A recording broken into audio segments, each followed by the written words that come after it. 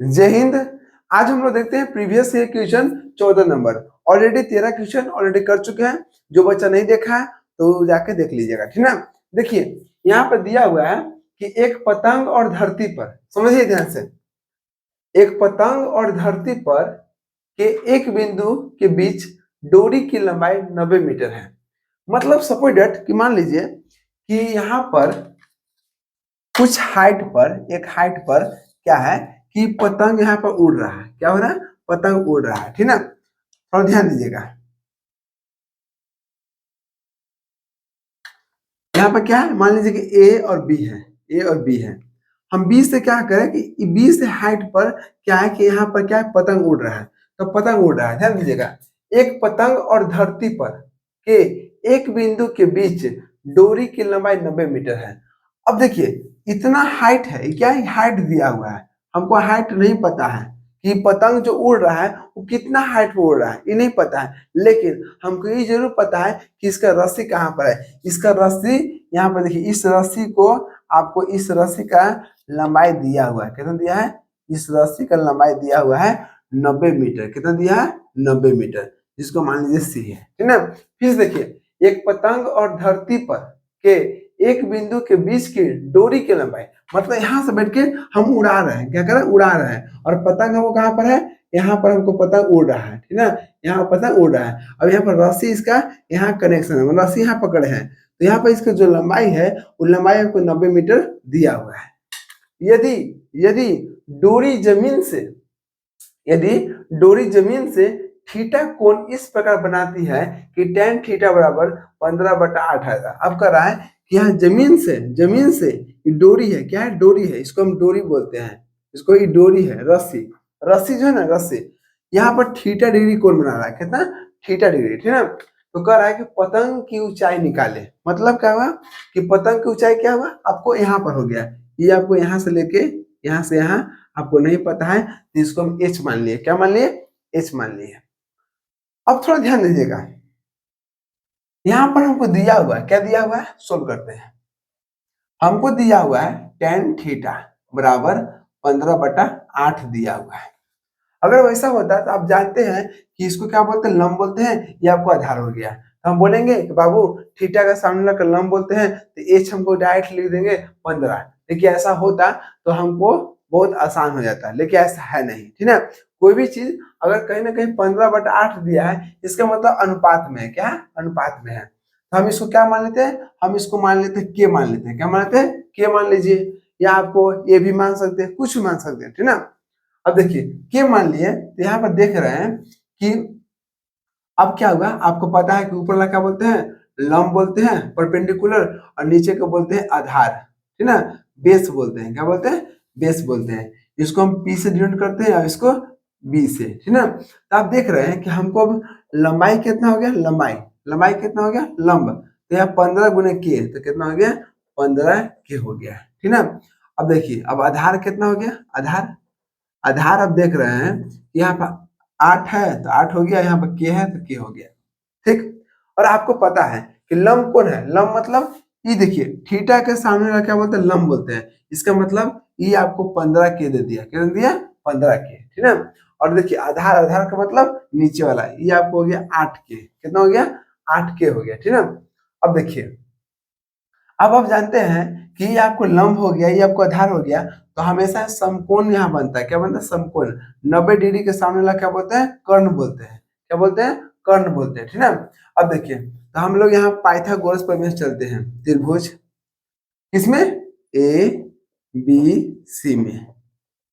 आप देख रहे हैं कि यहाँ पर क्या है, ये भी सीधे रहा कि आपको लंब हो गया, ये आधार हो गया, तो कर्ण हो गया। तो हम लोग जानते हैं कर्ण का फॉर्मूला।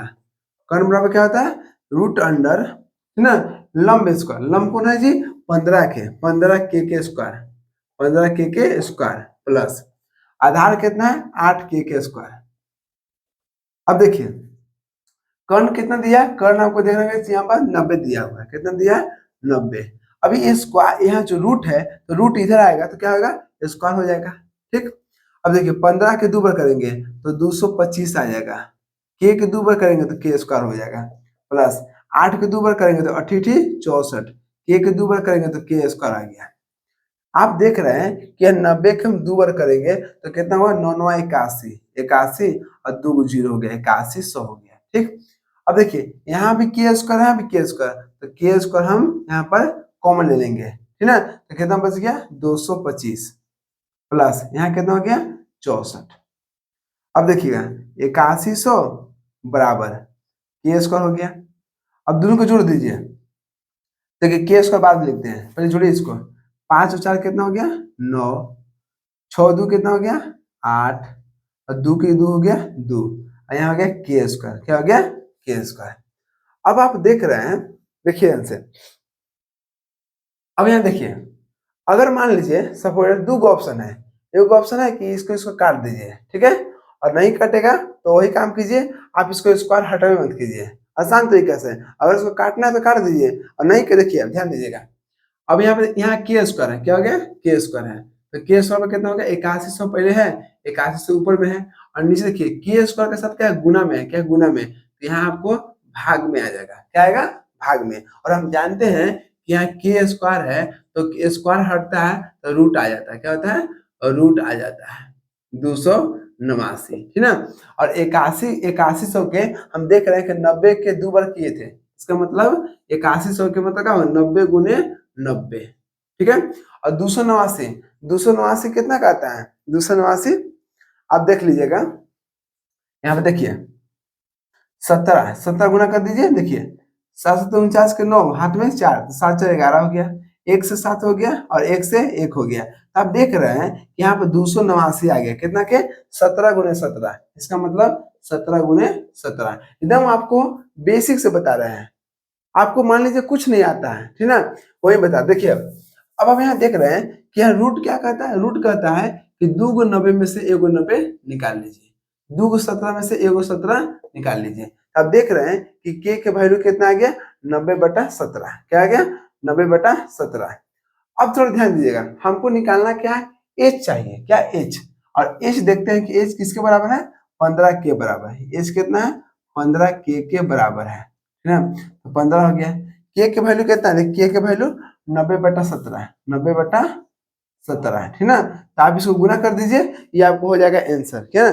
गुना करने के बाद आप देख रहे हैं कि यहाँ पर कितना आ गया 1350 बटा में 17, ठीक ना, और 17 से भाग देने के बाद आपको यहाँ पर आंसर आएगा 79.41, 79.41 लगभग आएगा, क्या आएगा लगभग आएगा, ठीक ना। आप गुना कर लीजिएगा, गुना करेंगे थोड़ा सा लॉन्ग हो जाएगा वीडियो और लंबा बन जाएगा, इसलिए थोड़ा देख लीजिएगा, ठीक ना। यहाँ देखिए दोनों गुना कीजिए ना, गुना कीजिए, 0 को 0 हो गया और 9 5 45 के 5 हाथ में 4 हो गया और 9 1 9 तो 9 4 कितना 13 हो गया, बटा में 17 हो गया। अब 17 से भाग दीजिएगा तो आपको 79.41 आएगा। तो उम्मीद है कि यहाँ तक आपको कोई दिक्कत नहीं होगा। अगर मान लीजिए कि अगर आपको ये हाइट नहीं पूछता, आपको ये डोरी से लेके ये आपको पतंग के हाइट की दूरी पूछ देता है, तो यहाँ पर 8 के लिखते हैं, तो 8 गुने के मान यहाँ पर हम लोग रख देते हैं, ठीक ना। तो हमको पूछा सिर्फ हाइट, और हाइट कितना है 15 के है, तो 15 लिख दिए और के का वैल्यू जो हम लोग यहाँ पर निकाले उसको यहाँ पर रख दिए और गुना करने के बाद आपको इतना आ गया। उम्मीद है कि यहाँ तक आपको कोई दिक्कत नहीं होगा। चलिए मिलते हैं नेक्स्ट वीडियो में, जय हिंद।